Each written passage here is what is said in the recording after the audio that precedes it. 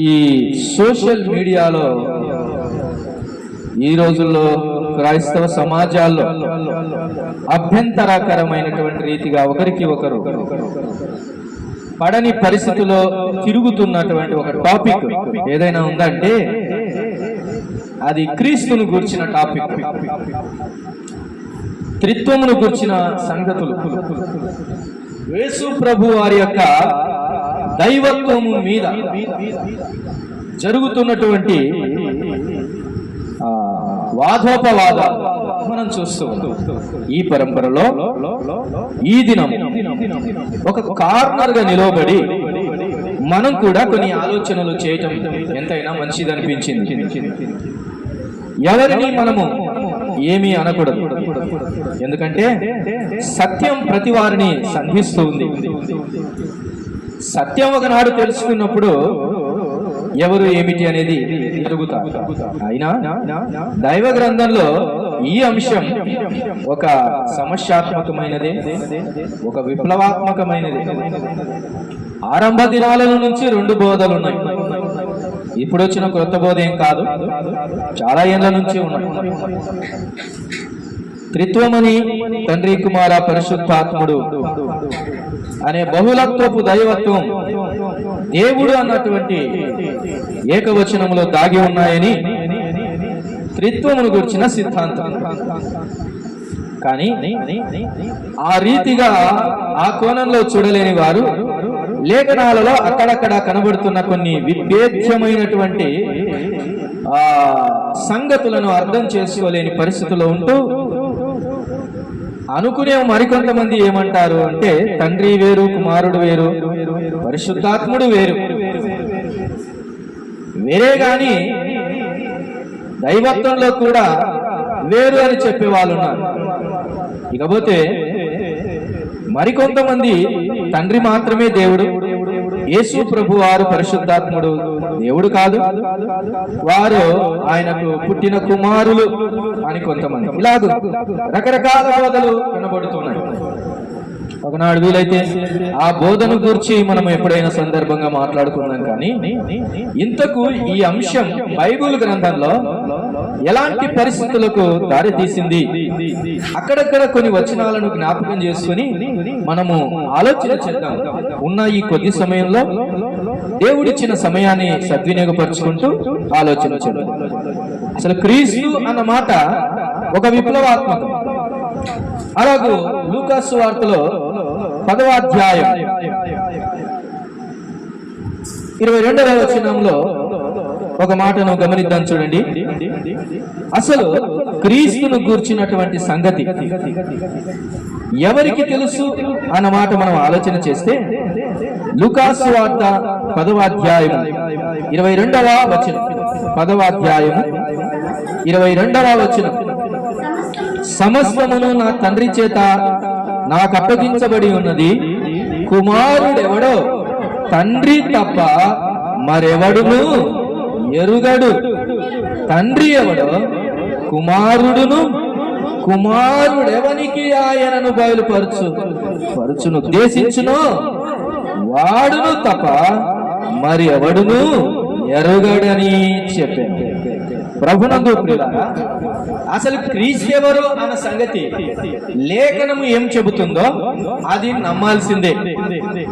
మొదట క్రీస్తు ఎవరో ఎంతవరకు అర్థం చేసుకోవాలనో అంతవరకు మనం అర్థం చేసుకోవాలి. ఎంతవరకు అర్థం చేసుకోవాలనో అది దేవుని వాక్యం చెబుతుంది, అంతవరకు అర్థం చేసుకోవాలి. అంతా వరకు అంతా అర్థం చేసుకోవాలి. ఆ తర్వాత ఏం సంగతి అన్న సంగతి మనం ఆలోచించుకోవచ్చు. ఎందుకంటే కుమారుడు ఎవరో ఎవరికి తెలుసంట, ఎవరికి తెలుసంట? తండ్రికి మాత్రమే తెలుసు. ఇంకెవరికైనా తెలుసా? తెలియదు. ఇంకెవరికైనా నాకు తెలుసు యేసు ప్రభు వారి యొక్క దైవత్వము ఆ తక్కువ ఎక్కువ అని ఎవరైనా ఆలోచించడానికి ప్రయత్నం చేస్తున్నారంటే వారు ఈ వాక్యాన్ని ఏం చేసినట్టు? అధిగమించినట్టు లెక్క. అధిగమించినట్టు లెక్క. లేఖనములకు భిన్నంగా ఏదైనా మాట్లాడుచున్నారంటే అది వాక్యానికి అవతల మాట్లాడుచున్నారనే సంగతి మనం అర్థం చేస్తాం. ఇంతకు ఎవరికి తెలుసంట? కుమారుని గురించి ఎవరికి బాగా తెలుసంట? తండ్రికి బాగా తెలుసు. అందుకనే మనం చదువుకున్నాం,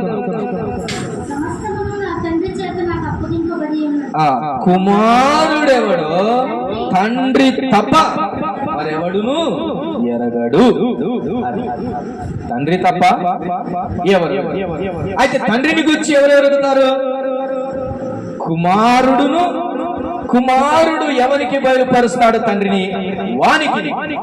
అంటే తండ్రి అందరికి అర్థం అవుతాడు, తండ్రి అయిన దేవుడు అందరికీ అర్థం అవుతాడు. కానీ కుమారుని గురించి ఎవరికి తెలుసు అంట? తండ్రికి మాత్రమే తెలుసు. అంటే ఇక కుమారుని గురించి ఎవరైనా చెప్పాలి మనకనంటే ఎవరు చెప్పాలి? తండ్రి చెప్పాలి. తండ్రి చెప్పాలి.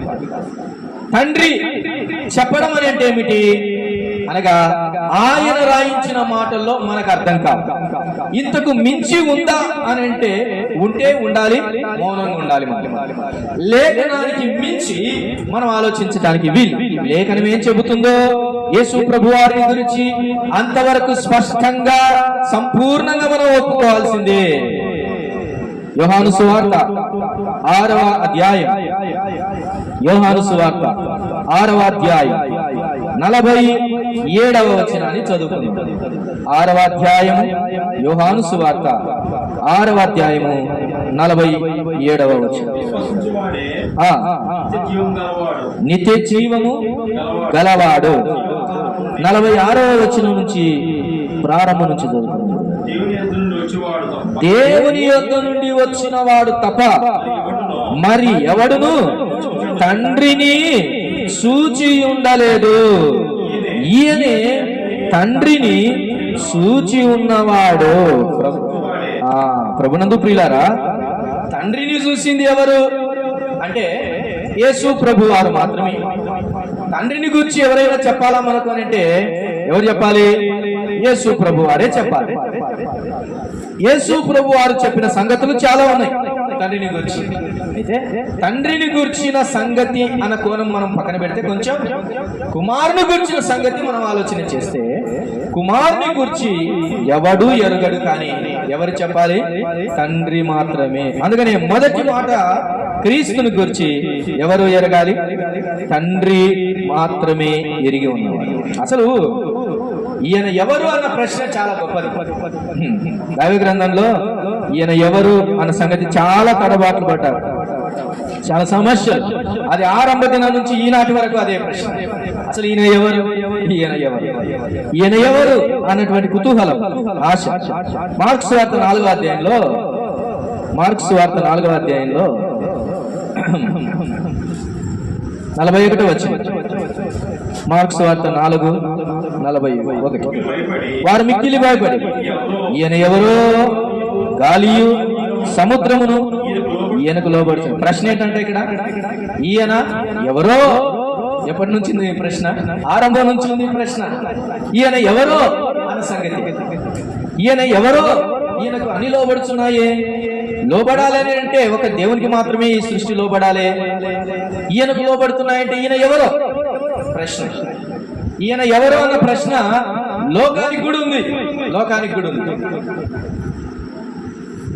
ప్రతి గ్రంథ సారాంశంలో కూడా మనుషులను రక్షించేవాడు ఒకడు కావాలని కోరుకుంటున్నారు. అయితే ఈయన ఎవరు? భూమి మీద కోటాను కోట్ల ప్రజలు, బూది గంధముల వరకు సువార్త వెళ్తుంది. ఈయన గూర్చినటువంటి మాటలు ఇంత ప్రభావితమవుతున్నాయి. ఇంతకీ ఈయన ఎవరో? ఈయన ఎవరో? పాపాత్ములను మారుస్తున్న ఈయన ఎవరో? ప్రభావితం చేస్తున్నటువంటి వారిలో నేటికి ప్రథమ స్థానంలో ఉన్నటువంటి ఈయన ఎవరు? ఈయన ఎవరు అనేది ప్రశ్న. ఈయన గురించి చెప్పడం మానేయండి బాబు, లేకపోతే చంపేస్తాం అని అన్నా గానీ చావటానికి సిద్ధంగానే ఉన్నారు. కానీ వీరు ఆయన గురించి చెప్పడం మానేయట్లేదే. ఇంతకు ఆయన ఎవరో నేటికి ప్రశ్న. ఆయన ఎవరు అన్న ప్రశ్న ప్రతి తలకాయలో ఉంది నేడు. క్రీస్తుని గురించి విన్న ప్రతి వారు కుల మత వర్గ భేదములు లేకుండా క్రీస్తుని వెంబడిస్తున్నారే. ప్రతి జాతిలో ఆరంభంలో ఆరాధనలో జ్ఞాపకం చేస్తున్నారు. ఆయా ప్రజల్లో, ఆయా భాషలు మాట్లాడే వారిలో, ప్రతి జనములో, ప్రతి భాష మాట్లాడే వారిలో నుండి ఆయన చెంతకు వస్తున్నటువంటి వారు కొనబడిన వారుగా ఉంటున్నారే, ఇంతకు ఈయన ఎవరు? ఇది ప్రశ్నగా కనబడుతుంది. లూకా సువార్తలో ఇదే సంగతి 8:25లో కూడా ఆ మాటలే కనబడతాయి. కానీ లూకా సువార్త 19వ అధ్యాయం చూడండి. లూకా సువార్త 19వ అధ్యాయంలో మనకు ఒక వ్యక్తి కనబడతాడు. ఆయన కూడా ఒక ఆశ కలిగి ఉన్నాడు. అంటే ఒక అధికార స్థితిలో ఉన్నటువంటి వ్యక్తే కానీ, ఒక పరిస్థితిలో ఉన్నటువంటి వ్యక్తే కానీ, ఈయనకు కూడా ఒక ఆశ ఉంది. 19:3లో మనకు తెలుసు, ఆయన పేరు జక్కయ్య. ఆయనకు కూడా ఏం ఆశ ఉంది చూడండి, యేసు ఎవరో అని చూడగోరేను గాని చాలు. ఆయన కూడా ఉంది హృదయంలో. ఇంతమంది వెంబడిస్తున్నారేంటి? అసలు ఆయన దగ్గర రూపాయి లేదు, ఒక రూపాయల సంచి లేదు ఆయన దగ్గర. ఆయన ఒక రాజకీయ నాయకుడు కాదు, ఆయన ఒక ధనవంతుడు కాదు, ఆయన ఒక వడ్రంగి వాణి ఇంట్లో పుట్టినటువంటి వాడు కనబడుతున్నాడు. మరి ఈయనను ఇంత జనసమూహం వెంబడిస్తుంది అని విన్నాడు ఈ జక్కయ్య. అన్యాయంగా సంపాదిస్తూ అన్యాయంగా జీవిస్తున్నటువంటి ఈ వ్యక్తి కూడా విన్నాడు.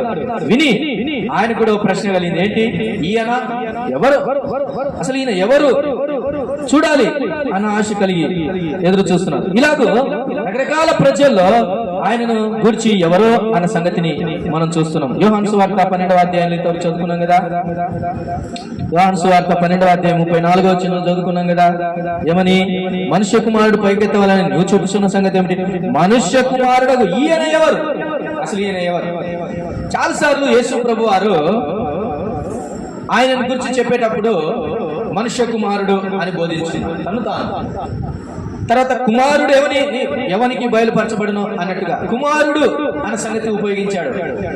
ఈ టర్మినాలజీ కన్ఫ్యూజన్ లో పడిపోయారు చాలా మంది.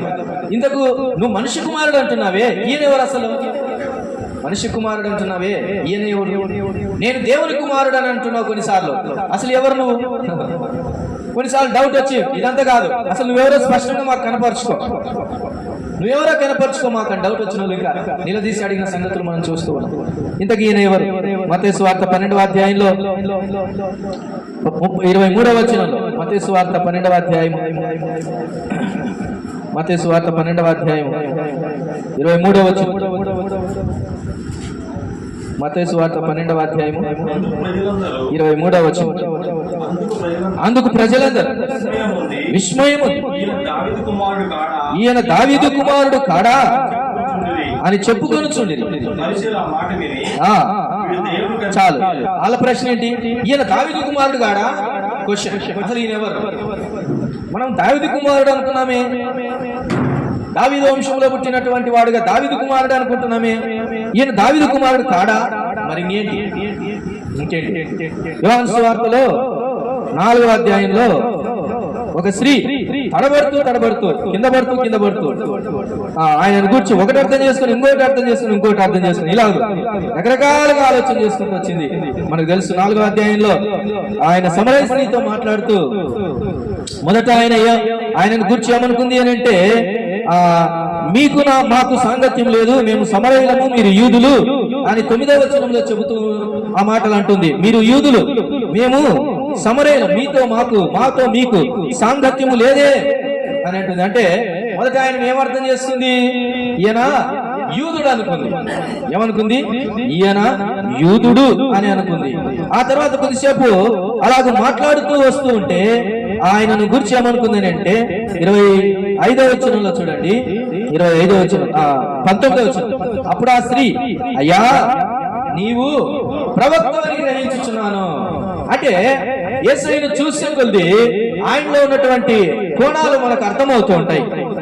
జాతి పరంగా చూస్తే ఆయన యూదుడని అర్థం చేసుకుంది ఆమె. ఆయన చెప్పే మాటలను బట్టి చూస్తే ఈయన ప్రవక్త అని అర్థం చేసుకుంది ఆమె. ఇంకా చూడండి 25వ వచనం. ఆ స్త్రీ ఆయనతో, క్రీస్తు అనబడిన మెస్సియా వచ్చునని నేను ఎరుగును, ఆయన వచ్చినప్పుడు మాకు సమస్తము తెలియనని చెప్పగా, నీతో మాట్లాడుచున్నా నేనే ఆయనని ఆమెతో చెప్పు. మేము ఎరుగుదాము ఒక మాట. ఏం ఎరుగుతారంట వారు? మెస్సియా వచ్చును, క్రీస్తు అనబడిన మెస్సియా వచ్చును అని అంటే నేనే. మరలా మెస్సియానే అని రూఢిపరుచుకుంది ఆమె. అలాగే ఉంటుండగా ఆ సంగతిని ఊరి వారికి కూడా చెబుతుంది. 29వ వచనం, 28, 29. ఆ స్త్రీ తన కుండ విడిచిపెట్టి ఊరిలోనికి వెళ్ళి, మీరు వచ్చి నేను చేసినవని నాతో చెప్పిన మనుషుని చూడండి, ఈయన క్రీస్తు కాడా? ఇప్పుడేమనుకుంటుందంటే ఆమె ఆయనను క్రీస్తు కాడా అని ప్రశ్నించింది. అందరికి చెబుతుంది ఆయన క్రీస్తు అని చెబుతుంది. 42వ వచనంలో ఆమె చెప్పింది విని ఆ ఊరి ప్రజలంతా కలిసి ఏకంగా మాట్లాడుతున్న ఒక మాట కనబడుతుంది చూడండి. మా మట్టుకు మేము విని ఈయన నిజముగా లోక రక్షకుడని తెలుసుకొని నమ్ముచున్నామని నమ్మకం కుదుర్చుకునే లోపు ఫైనల్ గా వారికి ఏమర్థమయ్యాడు? ఈయన నిజముగా లోక రక్షకుడు. అది యేసు ప్రభువుని గురించి ఒక చాటనే ఆగిపోకూడదు. ఆయన ఇంతవరకే అని ఆగిపోకూడదు. ఆయన ప్రవక్త అని ఆగిపోకూడదు. ఆయన యూదుడని ఆగిపోకూడదు. ఆయన క్రీస్తుని ఆగిపోకూడదు. ఆయన మెస్సియా అని ఆగిపోకూడదు. ఆయన లోక రక్షకుడు అన్న వరకు వెళ్ళారు. అక్కడికి కూడా ఆగకూడదు. ఇంకా ఆయన ఏమై ఉన్నాడో, ఆయన గురించి లేఖనాలని చెప్తున్నాయో వాటన్నిటిని గురించి కూడా తెలుసుకోవాలి. అయితే ప్రియులారా, సమస్య ఏంటి? అందరికీ ఈయన ఎవరు, ఇది సమస్య. ఈయన ఎవరు అన్నటువంటి మాట మనకు కనబడుతుంది. ఈయన ఎవరో అన్నటువంటి సంగతి అనేక రకాలుగా ఆలోచిస్తున్నటువంటి ప్రజలుగా కనబడతారు. ఒకసారి లూకాసు వార్త 9వ అధ్యాయం కూడా చేయండి. లూకాసు వార్త 9వ అధ్యాయము 20వ వచనం. లూకాసు వార్త 9:20. అందుకాయన మీరే ఆరినాడుగా పేతురు, నీవు దేవుని క్రీస్తు అనేను. ఆయన్ని అడిగాడు. ఇంతకు వీళ్ళు అట్లా అనుకుంటున్నారు కానీ ఇంతకు మీరేమనుకుంటున్నారు అని అడిగాడు. ఎవరు? యేసు ప్రభు. ఎవరిని అడిగారు? శిష్యులనంతా కలిపి అడిగారు. అడిగితే పేతురు ఎంతైనా కొంచెం ముందు రెస్పాండ్ అవుతాడు కదా. ఏం రెస్పాండ్ అయ్యాడు? నీవు దేవుని క్రీస్తు అనేను. దేవుని క్రీస్తు అనేను. క్రీస్తు అన్న మాటకు అర్థం అభిషక్తుడు. అభిషక్తుడు, దేవుని అభిషక్తుడు నీవు అని నాకు అర్థమైంది. అంటే దయచేసి ఈ మాట ఎవరితో చెప్పొద్దు అని చెప్పినాడు. ఏం చెప్పినాడు? ఈ మాట ఎవరితో చెప్పొద్దు అన్నాడు. అంటే ఎక్కడి వరకు చెప్తే అది పాపులర్ చేస్తే అక్కడి వరకు ఆగిపోతుంది ఆయనను గురించి. ఎక్కడి వరకు చెప్తే ఏమని ఆయన గురించి చెప్తే అక్కడి వరకు ఆగిపోతుంది ఆయనను గురించి. అలా ఆగిపోయారు చాలా మంది. ఆయన దేవుని కుమారుడే అంతవరకే అని ఆగిపోయారు చాలా మంది. క్రీస్తుని గూర్చిన జ్ఞానం మనం పొందాలి. క్రీస్తుని గూర్చిన జ్ఞాన విషయంలో అభివృద్ధి పొందాలి. కాబట్టి శిష్యులు అక్కడి వరకు ఆయన గురించి చెప్పారు. అయితే ప్రియులారా, ఆయనను కూర్చున్నటువంటి సంగతులు మనం ఆలోచిస్తూ ఉన్నప్పుడు చూడండి, యోహాను సువార్త 14వ అధ్యాయం. యోహాను సువార్త 14వ అధ్యాయం 7 నుంచి వచ్చిన వీరు శిష్యులే, మరలా శిష్యులే. ఏ పేతురైతే నీవు దేవుని క్రీస్తు అని అన్నాడో అదే గుంపులో ఉన్నటువంటి వారు అడుగుతున్న ప్రశ్న అంటే వారికి చాలట్లేదు యేసు ప్రభుని గురించినటువంటి సంగతి. యేసు ప్రభు వారికి ఇంకా చాలట్లేదు, ఇంకా సంథింగ్ దే ఆర్ ఎక్స్పెక్టింగ్. ఆ క్రమంలో ఓ వ్యక్తి కనబడుతున్నాడు ఇక్కడ. ఆయన పేరేంటి? ఫిలిప్పు. 7వ వచనం నుంచి చదువుకుందాం. మీరు నన్ను ఎరిగి ఉంటే నా తండ్రిని ఎరిగిందురు. ఇప్పటి నుండి మీరు ఆయనను ఎరుగుదు, ఆయనను చూచి ఉన్నారని చెప్పాను. అప్పుడు ఫిలిప్పు, తండ్రిని మాకు కనపరచుము, మాకంతే చాలనని ఆయనతో చెప్పాను. చాలు, ఇక్కడ ఆగుతాం. వారి సమస్య ఏంటి? వారి ప్రశ్న ఏంటి? ఇప్పుడు కదా కొంతమంది ఆగిపోయినట్లు ఆగిపోయిన పరిస్థితి ఏంటది? నువ్వు క్రీస్తువు ఓకే, మెస్సియావు ఓకే, దేవుని కుమారుడు ఓకే, ఇంకా ప్రవక్తవు ఓకే, అభిషక్తుడు ఓకే, లోకరక్షకుడు ఓకే. ఇవన్నీ కాదు, మాకు తండ్రిని కనపరచు. ఇంకా వాళ్ళ ఆశ ఉంటుంది, సంపూర్ణమైన దైవత్వాన్ని చూడాలని ఆశ కలిగినటువంటి మనుషులు క్రీస్తుని అలా పక్కన పెట్టి ఇదిగో మాకు తండ్రిని కనపరచు, మాకు అంతే చాలు, అంతే చాలు అంటున్నారంటే క్రీస్తును అంతగా పట్టించుకోవట్లేదు అని అర్థం. నువ్వు చేయాల్సిన కార్యం ఏంటో నువ్వు చేయి, నువ్వు మాకు ఎంతవరకు అవసరమో అంతవరకు ఓకే, కానీ బియాండ్ మాకు తండ్రి కావాలి. ఈ మాటకు వెరీ గుడ్ ఫిలిప్పు అన్నాడా? వెరీ గుడ్ ఫిలిప్పు, నీ ప్రశ్న చాలా బాగుంది, కరెక్ట్. నీ ఆలోచన విధానం, నీ ధ్యానం, నీ ధ్యానాంశం, నీ కోణం, నీ సంగతి బానే ఉంది అని అన్నాడా? అనలేదు. ఏమన్నాడు చూడండి,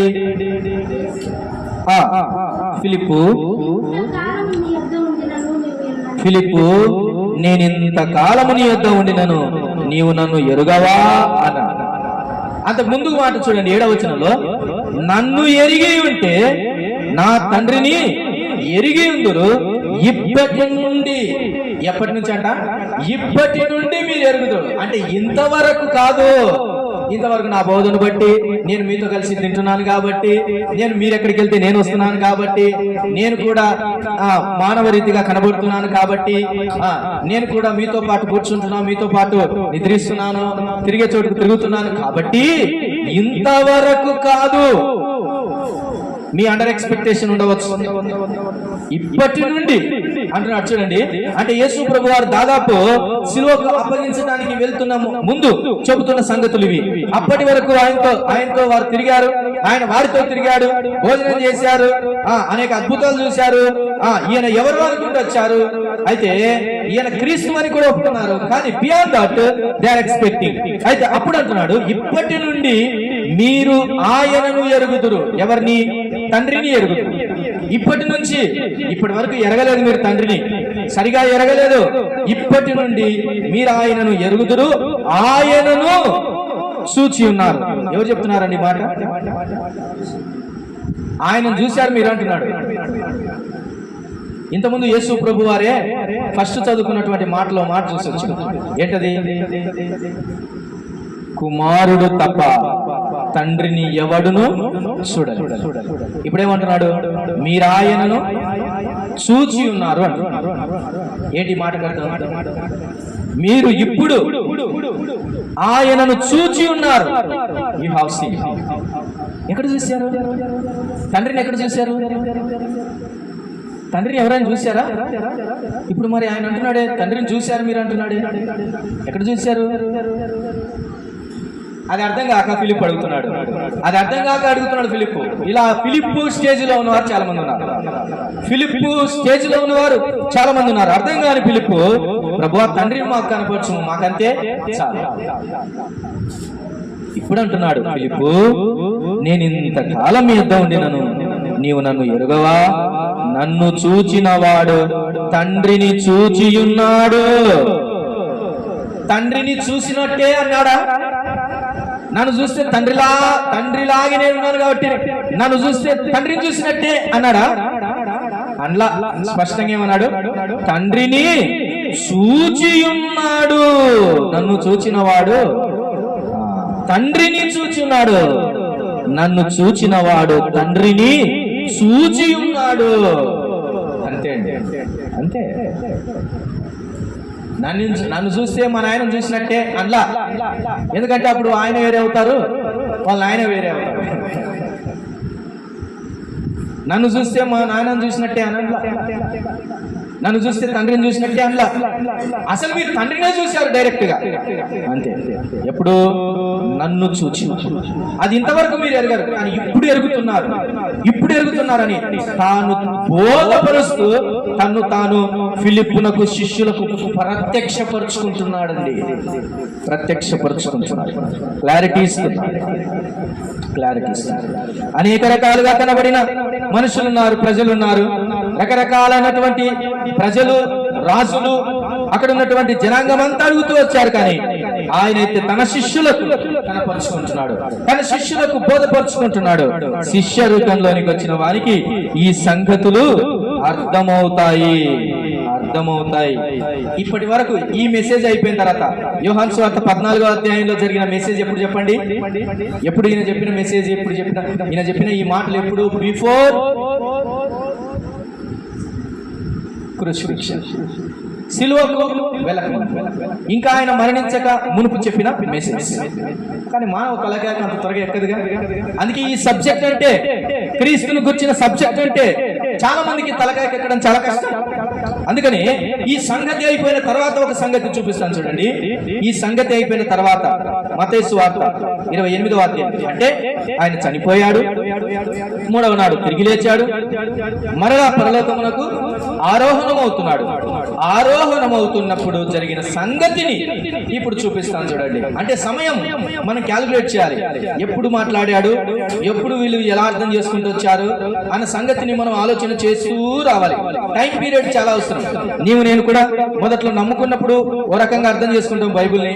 అలాగే ఎదిగే కొద్దీ ప్రార్థనలో, పరిశుద్ధాత్మలో, వాక్యములు ఎదిగే కొద్దీ మరింతగా అర్థం చేసుకుంటూ ముందుకు వెళ్తాం. అలాగే మనం ఏ స్టేజ్ లో ఉన్నామన్నది ఈ టైమింగ్ ప్రకారం ఆలోచన చేసినప్పుడు స్పష్టంగా అర్థమవుతుంది. మత్తయి సువార్త 28వ అధ్యాయం 16వ వచనం, 28వ అధ్యాయం 16వ వచనాన్ని చదువుకుందాం చూడండి. 16, 17 రెండు చదువుకుందాం. 11 మంది శిష్యులు యేసు తమకు నిర్ణయించిన గలిలయలోని కొండకు వెళ్ళిరి. వారు ఎవరు వారు చెప్పాలి? శిష్యులు. వారు ఆయనను చూచి ఆయనకు మ్రొక్కిరి గాని కొందరు సందేహించిరి. ఏమండి గమనిస్తున్నారా? ఆయన పునరుద్ధానుడై కనపరుచుకొని మరణాన్ని జయించానని చెప్పినప్పటికీ ఆయన తను తాను కనపరుచుకొని ఆ పరలోకానికి వెళుతూ గలిలయలోని కొండకు వెళ్ళినప్పుడు ఆ తర్వాత 18వ వచనంలో ఏం జరుగుతుంది? అయితే యేసు వారి యొద్దకు వచ్చి పరలోకమందును భూమి మీద నాకు అధికారం ఉందని చెప్పి ఆ తర్వాత ఆయన వెళ్తున్నటువంటి మాటలను, ముగింపు మాటలను నా గురించి చెప్పండి అని చివరి ప్రసంగం చెబుతున్న సంగతి ఇది. చివరి ప్రసంగం అంటే ఆయన భూమి మీద కాళ్ళు ఉన్నప్పుడు చెప్పిన చివరి ప్రసంగంలో కూడా చెబుతూ ఉన్నప్పుడు ఆయనకు కొందరు ఏం చేశారంట? వారు ఆయనను చూచి ఆయనకు మ్రొక్కిరి గాని కొందరు ఏమయ్యారంట? సందేహం. ఇది సమస్య ఏంటంటే ఆయన ఎవరు? ఆనాటి నుంచి ఈనాటి వరకు సందేహులు ఉన్నారు. ఆయనకు మొక్కాలనా లేదా? ఆయనకు మ్రొక్కాలంటే ఎంతవరకు మ్రొక్కాల? ఇలా సందేహులు ఏం చేశారు? మ్రొక్కడం ఆగిపోయారు. కొంతమంది ఏం చేశారు? మ్రొక్కారు.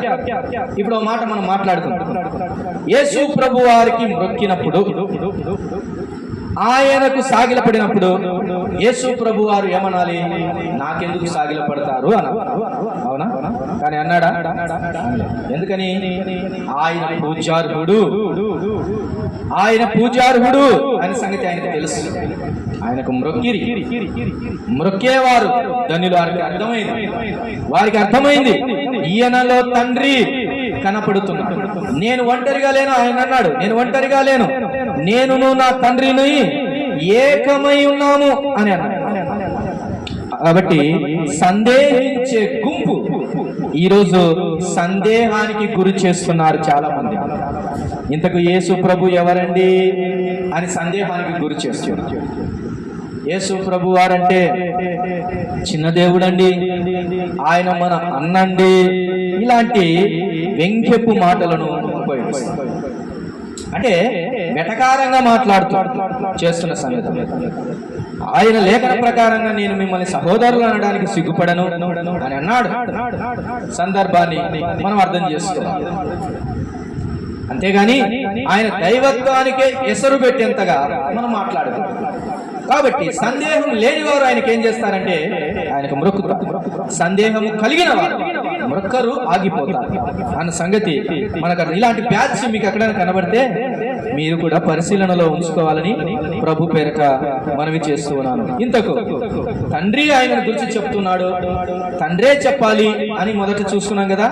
ఇంతకు లేఖనము దేవుడు అయిన తండ్రి అయిన దేవుడు యేసు ప్రభువును గారి గురించి ఏం రాయించాడో ఇంకెక్కువ అర్థం చేసుకోవడానికి, ఆయనను ఇంకెక్కువగా ఆలోచించడానికి ఇంతవరకు ఓకే లేఖనాలు సరిపోయాయి. ఇంతకు మించి ఆలోచించడానికి లేఖనాలు ఇంకేమైనా ఉన్నాయా ఆయనను గురించి అంటే ఉన్నాయి. అవి కూడా తండ్రి అయినటువంటి దేవుడు మనకు లేఖన రూపంలో తన ప్రేమ లేఖలో ఆయన మనకు రాసి ఉంచాడు. అక్కడి వరకు మనం వెళ్ళాలి. లేఖనం ఎక్కడి వరకు వెళ్తుందో అక్కడి వరకు వెళ్ళాలి. మనము లేఖనం యేసు ప్రభు వారి గురించి ఎక్కడి వరకు చెబుతుందో అక్కడి వరకు వెళ్ళాలి. దానికి మరలా నరేషన్స్ రాయకూడదు, దానికి మరలా నీ యొక్క ఒపీనియన్లు రాయకూడదు, దానికి మరలా నీకు సంబంధించినటువంటి ప్రత్యేకమైనటువంటి వివరణ ఇవ్వకూడదు. ఎక్కడి వరకు యేసు ప్రభు వారి గురించి లేఖనం చెబుతుందో అక్కడి వరకు మనం వెళ్ళి ఆలోచించాలి. చూడండి రోమా పత్రిక. ఇప్పుడు యేసు ప్రభు వారు ఆరోహణం అయిపోయిన తర్వాత జరిగిన సంగతులను గురించి అనే సంగతి మనం అర్థం చేసుకున్నాం.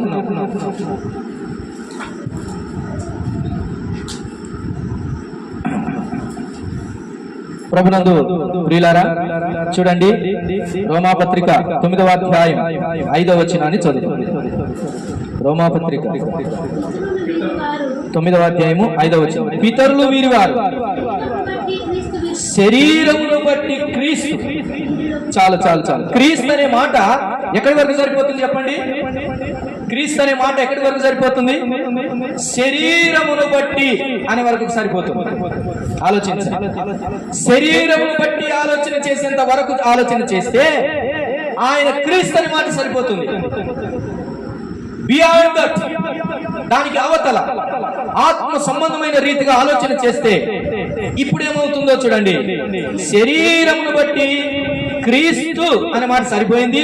వీరిలో పుట్టెను, కానీ ఈయన సర్వాధికారి అయిన దేవుడయ్యుండి అసలు ఏమై ఉన్నాడు అన్న సంగతి మనకి ఇక్కడ బయలుపడుతుంది.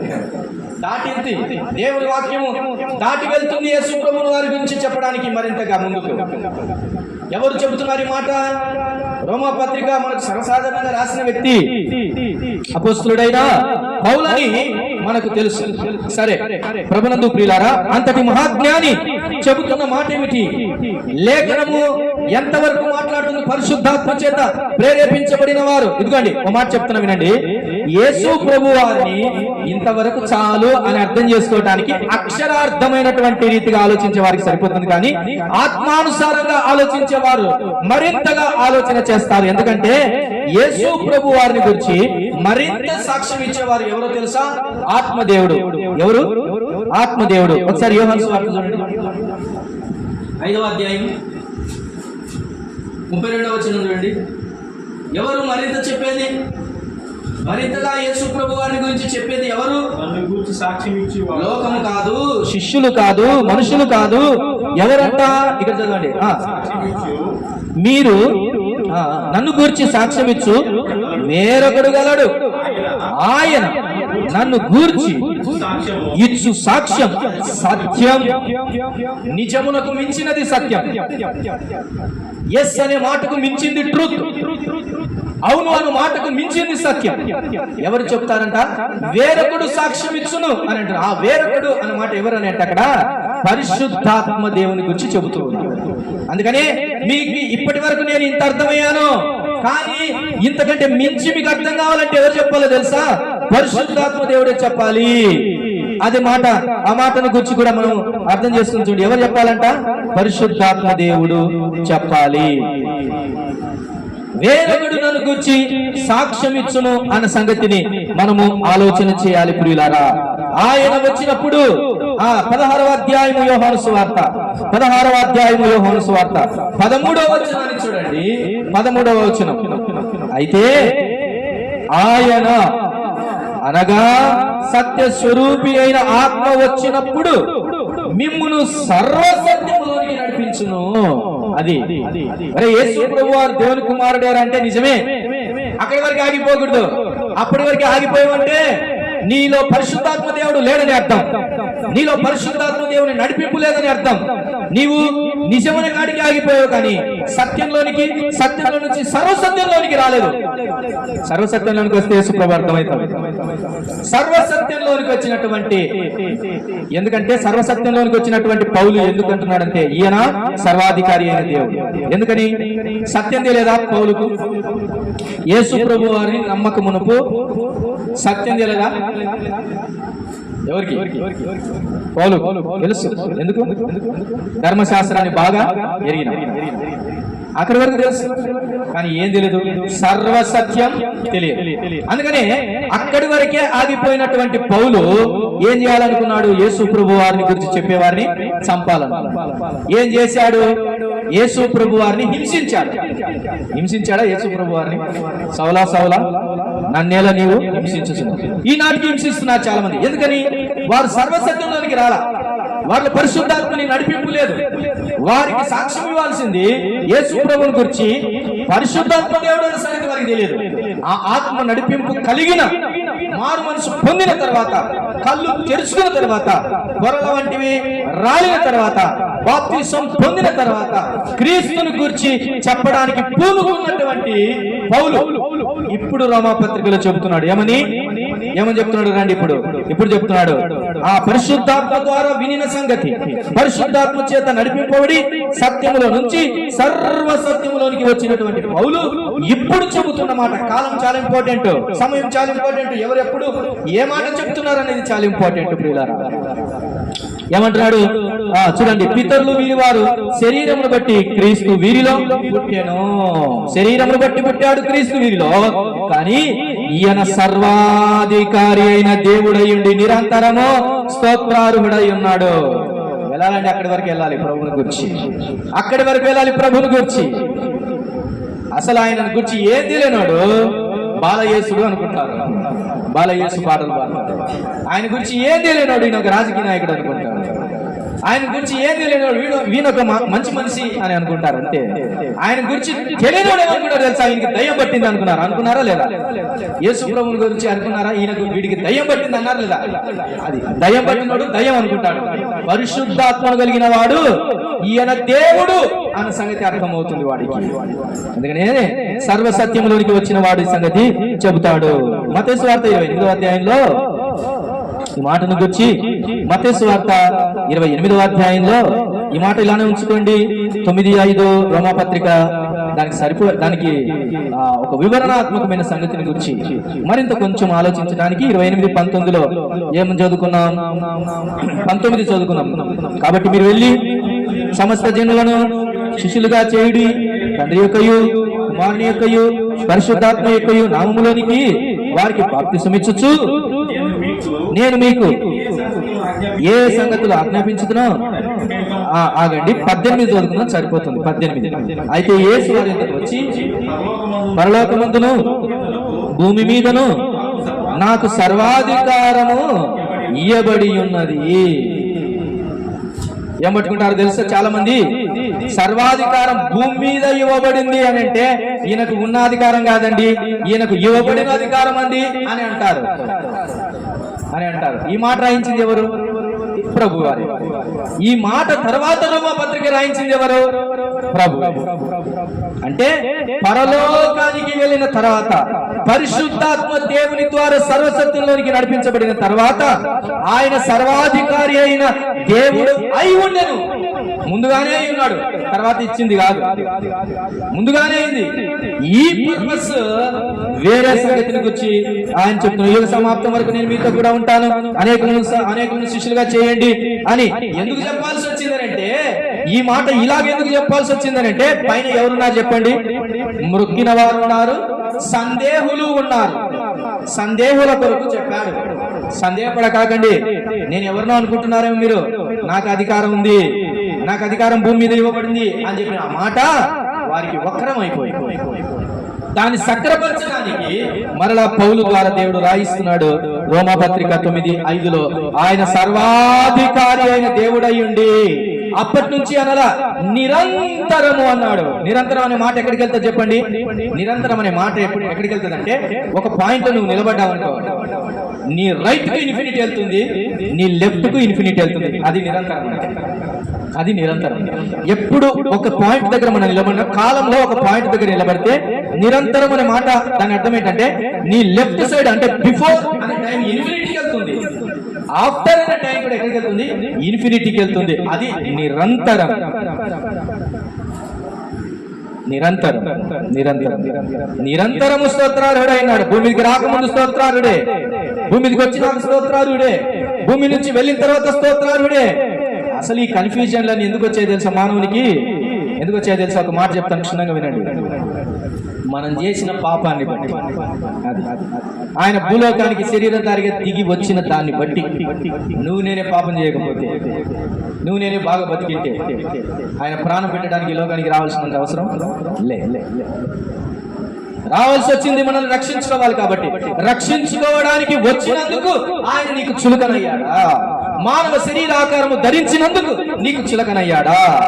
ఆయన మానవాకృతిలో కనబడినందుకు నీకు చులకనయ్యాడా? ఆయన తండ్రిని గురించి చెబుతూ అండర్ తండ్రి అథారిటీలో పనిచేసినందుకు నీకు తక్కువ వాడయ్యాడా అనే వాణ్ణి అని ఎదుటి వాడిని మనం ప్రశ్నించడానికి ఈ మాటలు చెబుతున్నాను ప్రియులారా. ఇంకా ఏం చెబుతుంది లేఖనము చూడండి. తీతుకు రాసిన పత్రిక 3 మాటలే మనం చూద్దాం ఈ విషయంలో. ఒకటి, ఆయన సర్వాధికారి అయిన దేవుడై ఉన్నాడు అనే మాట చూసాం.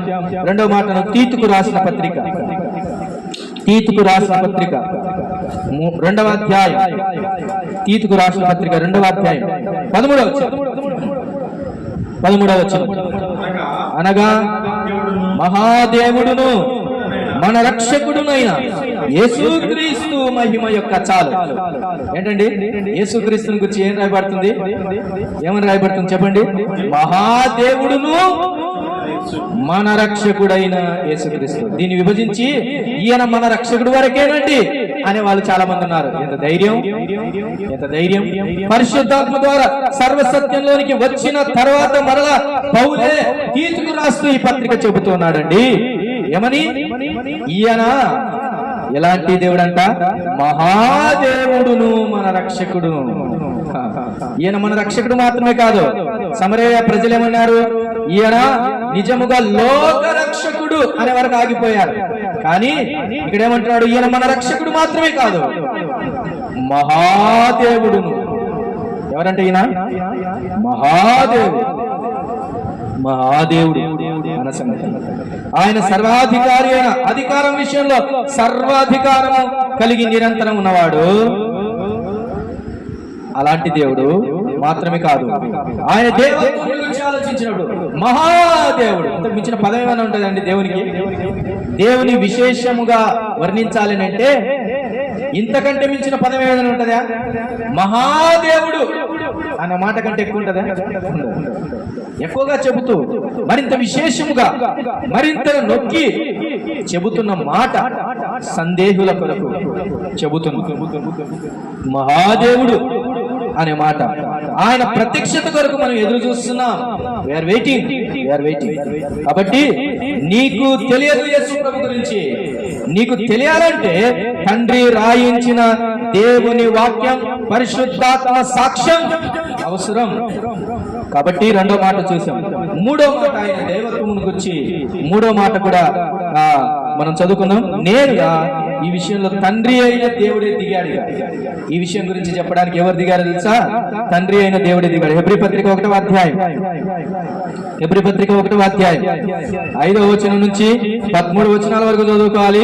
కానీ 2 మాటలు అండర్లైన్ చేస్తున్నాం. చూడండి, యేసు ప్రభు దైవత్వముల గురించి, ఇక పరిశుద్ధాత్మలోనికి, పరిశుద్ధాత్మ ద్వారా సర్వసత్యంలోనికి నడిపించబడిన పౌలు చెప్పాడు మాత్రమే కాక ఇక నేరుగా తండ్రి అయిన దేవుడే చెబుతున్నటువంటి సంగతిని మనం ఆలోచన చేద్దాం. చూడండి, హెబ్రీ పత్రిక 1వ అధ్యాయం 5వ వచనం నుంచి చదువుకుని చూడండి. ఎలైనగా నీవు నా కుమారుడవు, నేను నేడు నిన్ను కని ఉన్నాను అనియో, ఇదియుగాక నేను ఆయనకు తండ్రినయ్యుందును, ఆయన నాకు కుమారుడయ్యుండును అనియు ఆ దూతలతో ఎవరితోనైనాను ఎప్పుడైనా చెప్పానా? చాలా ఇక్కడ ఆగుదా. యేసు ప్రభు వారిని గురించి కాయిన్కు ఒక పక్కన సంగతి చెబుతున్నాడు ప్రభు, తండ్రి అయిన దేవుడే చెబుతున్నాడు. ఒక పక్క ఉన్నటువంటి సంగతి ఏమిటది? నీవు నాకు కుమారుడవు, నేను నేడు నిన్ను కని ఉన్నాను, నీవు నా కుమారుడవు అన్న సంగతి ఒక కాయిన్కు ఒకవైపు ఉన్న సంగతిని చెబుతున్నాడు. ఇప్పుడు ఇప్పుడు యేసు ప్రభు వారిని గురించి సగం సగం అర్థం చేస్తున్న వాళ్ళు ఎటువైపు చూస్తున్నారు? కాయిన్కు ఒకవైపే చూస్తున్నారు. కాయిన్కు ఒకవైపు చూస్తున్నారు. ఎందుకంటే ఆయన కుమారుడండి, దేవునికి కుమారుడండి అని కాయిన్ చూస్తున్నారు. కాయిన్ తిప్పి మాట్లాడుతున్నాడు ఇంకో సంగతిని గురించి. చూడండి 8వ వచనం, 7-8 వచనాల గురించి. తన దూతలను వాయువులుగాను తన సేవకులను అగ్నిజ్వాలలుగాను చేసుకునేవాడు అని తన దూతలను గురించి చెప్పుచున్నాడు. గాని తన కుమారుని గురించి అయితే మరలా తండ్రే మాట్లాడుతున్నాడు. తన కుమారుని గురించి మరొక కాయిన్కు మరోవైపు గురించి మాట్లాడుతున్నాడు. చూడండి ఏమని, దేవా. చాలు ఈ మాట. ఎవరండి ఈ మాట సంబోధిస్తుంది? తండ్రి అయిన దేవుడు ఎవరిని గురించి? కుమారుని గురించి. ఏమని సంబోధిస్తున్నాడు? దేవా. ఈ మాట దగ్గర ఆగి ఇంకో నరేషన్ ఇస్తారు. ఏమండి అలా అనుకుంటే మనం కూడా దేవుళ్ళం అండి, మనం కూడా దైవములే అండి. కీర్తనల గ్రంథంలో మాటని ఎత్తి పట్టుకుని యేసు ప్రభు వారి చెప్పాడండి, మీరు దైవములని నేను అనలేదా అని లేఖన గ్రంథంలో గురించి చెప్పాడండి. ఆ ప్రకారమైన దైవత్వం మనకు కూడా ఉంది అండి, అందుకని దేవాన్ని పిలుస్తున్నాడంటే ఏంటి? తండ్రి అయిన దేవుడు దేవాన్ని పిలవడానికి ఆ మాట చాలా. అలాగైతే తండ్రి అయిన దేవుడు ఆ మాట ప్రకారం యేసు ప్రభు వారు దేవుడైతే మనల్ని కూడా ఏమని పిలిచాలి? తండ్రి అయిన దేవుడు ఏమని పిలిచాలి చెప్పండి? దేవా అని పిలిచాలా? ఎప్పుడైనా నరుణ్ణి దేవుడు దేవా అన్నాడా? Is it possible? ఎక్కడైనా లేఖనాలలో మానవుణ్ణి దేవా అన్నాడా? అనలేదు. దేవా అనాలనంటే ఖచ్చితంగా ఇలా పైకి చూడాలి, లేదా సమానంగా చూడాలి, అప్పుడే సాధ్యం. కిందికి చూస్తే దేవా అనలేదు. భూమి మీద ఉన్నంత కాలం యేసు ప్రభు వారిని ఆ మాటతో పిలువలేదు తండ్రి అయిన దేవుడు. ఎప్పుడైతే ఆయన సింహాసనం, అందుకని 4వ వచనం ముగింపులో దేవుని కుడి పార్శ్వమున కూర్చుండెను, చివరి మాటలు కనబడుతుంది, దేవుని కుడి పార్శ్వమున కూర్చుండెను. అప్పుడు చెప్తున్నాడు దేవా అంటున్నాడు, దేవా నీ సింహాసనము నిరంతరము నిలుచున్నది, నీ రాజ్యదండము న్యాయార్థమైనది. నీ సింహాసనము నిరంతరం అన్నాడు మళ్ళా యేసు ప్రభు వారిని వచ్చి. ఎవరన్నారు? ఏదో భూలోకానికి వచ్చి మానవుల కొరకు మరణించి తన యొక్క అనుభవ జ్ఞానం చేత చనిపోయి తిరిగి లేచి పరమునకేగి నేను జనమును సంపాదించి దేవునికి చేశాను కాబట్టి దానికి కృతజ్ఞతగా, దానికి గిఫ్ట్ గా తండ్రి అయిన దేవుడు నాకు ఒక సింహాసనాన్ని ఇచ్చాడు అని కాదండి. అసలు ఆయన సింహాసనం నిరంతరం ఉంది. మరలా చెప్తున్నాను, నిరంతరం మాటకు అర్థం ఏంటి? ఒక పాయింట్ లో కాలంలో నిలబడితే లెఫ్ట్ కు ఇన్ఫినిటీ, అలాగే రైట్ కు ఇన్ఫినిటీ అంటే నిరంతరం అనే మాటకు అది అర్థం చేసుకోవాలి. అక్కడి వరకు ఆగాడా? 10వ వచనం, మరియు ప్రభువా. చాలు. ప్రభువా ఎవరిని సంబోధిస్తున్నారు? తండ్రి అయిన దేవుడు కుమారుని గురించి చెప్తున్నాడు ప్రభువా. ఈ మాట పలకాలంటే సామాన్యమా అండి? సామాన్యమా? ఈ మాట పలకడానికి సామాన్యమా? కాదు. తండ్రి అయిన దేవుని సాక్ష్యాన్ని కూడా తిరస్కరిస్తున్నారంటే వీరి బోధన ఆలోచించి తండ్రి అయిన దేవుడే సంబోధించి దేవాని పలికి ప్రభువాని పలికి పిలుస్తున్నాడు. ఆయన క్యారెక్టర్, ఆయన క్రియలు, ఆయన గురించి మాట్లాడుతున్నాడు. ప్రభువా అని చెప్పి, ప్రభువా అంటే యేసు ప్రభువా నువ్వేం చేస్తావంటే నీవు ఆది అందు భూమికి పునాది వేసితివి. ఎవరేశారంట అసలు భూమికి పునాది? కుమారుని గురించి నీవు భూమికి పునాది వేసితివి, ఆకాశములు కూడా నీ చేతి పనులే, అవి నశించును గాని నీవు నిలిచిందు. ఈ మాట దగ్గర అబద్ధ బోధకులు లేదా అబద్ధ బోధకులు అనే పెద్ద మాట ఎందుకులేండి, అర్థం కాని సందేహులు అనే మాట ఏంటంటే, ఏమండి యేసు ప్రభు వారండి సామెతల గ్రంథం 8వ అధ్యాయంలో జ్ఞానం ఉందే, ఆ జ్ఞానం గురించి యేసు ప్రభు వారి గురించి రాయబడిందండి. తండ్రి అయిన దేవుడు భూమికి పునాదులు వేస్తుంటే ఆయన అక్కడ ఉండి చూసుకుంటున్నాడండి, ఆయన దగ్గర నేర్చుకున్నాడండి అని అంటుంటారు. కానీ తండ్రి అయిన దేవుడు చెప్తున్నాడు, ఏమని చెప్తున్నాడు? దేవా ప్రభువా భూమికి పునాది వేసిన వాడవు నీవే, నీవు ఆది అందు భూమికి పునాది వేసితివి, ఆకాశములు కూడా నీ చేతి పనులే, అవి నశించును గాని నీవు నిలిచిందు, అవన్నీ వస్త్రముల పాతగిలను ఉత్తరీయముల వలె వాటిని మడిచివేతు, అవన్నీ వస్త్రముల వలె మార్చబడును. కానీ నీవు మరలా అంటున్నాడు, నీవు ఏకరీతిగా ఉన్నావు. ఏకరీతిగా అంటే నువ్వు మారలా ప్రభువా, నువ్వు మారలా. నువ్వు స్టార్టింగ్ లో ఎలా ఉన్నావు, ఇప్పుడు అలానే ఉన్నావు, నిరంతరము అలానే ఉన్నావు. ఎలాగున్నావు? నిరంతరము స్తోత్రార్హుడైన దేవుడిగా ఉన్నావు, మహాదేవుడిగా ఉన్నావు అని తండ్రి అయిన దేవుడు చెబుతున్నాడు. తండ్రి అయిన దేవుడు చెబుతున్నాడు. ఇంతకంటే సాక్ష్యం, ఇంతకంటే సాక్ష్యం. ఇది తెలియనటువంటి ఫిలిప్పు కన్ఫ్యూజన్ లో అడిగాడు ఆ రోజు, తండ్రిని మాకు కనపరచు, మాకంతే చాలు. ఫిలిప్పు, ఇంతకాలం నన్ను చూస్తున్నావే, నేను అర్థం కాలేదంటే నీకు తండ్రి అర్థం కాలేదని అర్థం. నేను అర్థం కాలేదంటే తండ్రి నీకు అర్థం కాలే అని అర్థం. అలాంటి ఫిలిప్పు వలే ఉన్న వారికి, మొక్కకుండా ఆగిపోయిన సందేహులకు, నేటికి ఈ సత్యాన్ని నమ్మిన వారిని సందేహపరుస్తున్నటువంటి సందేహులకు ఇదొక మంచి సందేశం. సందేహమును వీడి సందేశంలోనికి వచ్చి యేసు ప్రభు వారి దైవత్వాన్ని కించపరచక, దైవత్వం అన్నటువంటి ఆ గ్లో లేదా ఆ మహిమలో తండ్రి, కుమారుడు, పరిశుద్ధాత్ముడు ముగ్గురు ఉన్నారు. అంటే మనిషికి దేవుని ముగ్గురు అనేది అర్థం కాదు. అది అర్థం చేసుకోవడానికి ఏమనుకుంటా అంటే మానవులు ముగ్గురు ఉంటే ఎట్లుండదో అది అలా అర్థం చేసుకుంటారు. అది కాదు, ఇట్స్ నాట్ సూటబుల్ ఎగ్జాంపుల్. మనిషి పోలికలో దేవుణ్ణి ఆలోచించడానికి వీలేదు. ఎందుకంటే దైవత్వపు సంబంధం వేరే, భూలోక సంబంధం, మనుషుల సంబంధాలు వేరే. అందుకనే యోబు గ్రంథంలో అంటున్నాడు, నువ్వు నేను మనుష్యుని వాళ్ళే ఆలోచిస్తున్నావు కదా, జాగ్రత్త. అలా ఆలోచిస్తే కనుక మిస్టేక్ చేస్తావు. ప్రభునందు ప్రియులారా, ఈయన ఎవరో అన్న సందేహులు ఆనాటి నుంచి ఈనాటి వరకు నీ హృదయంలో యేసు ప్రభు వారిని గురించి సందేహం మానే. ఎన్ని బోధలు వచ్చినా, ఎన్ని అవంతరాలు వచ్చినా, ఎన్ని అనుమానాలు వచ్చినా, ఎన్ని సందేహాలు వచ్చినా, ఎన్ని రకాలుగా బోధించినా ఈ పాట నీ మదిలో ఉంచుకో, నీకు ఖచ్చితంగా సమాధానం దొరుకుతుంది. ఆయన డౌట్ లేని నిరంతర స్తోత్రారుడైన సంపూర్ణ దేవుడు, తండ్రికి సంపూర్ణ సమానమైనటువంటి దేవుడు ఆయన. సందేహం లేదు. అలా సందేహం ఉంటే నీ సందేహ హృదయాన్ని దేవుడు దర్శించును గాక. ప్రార్థన చేస్తున్నాను.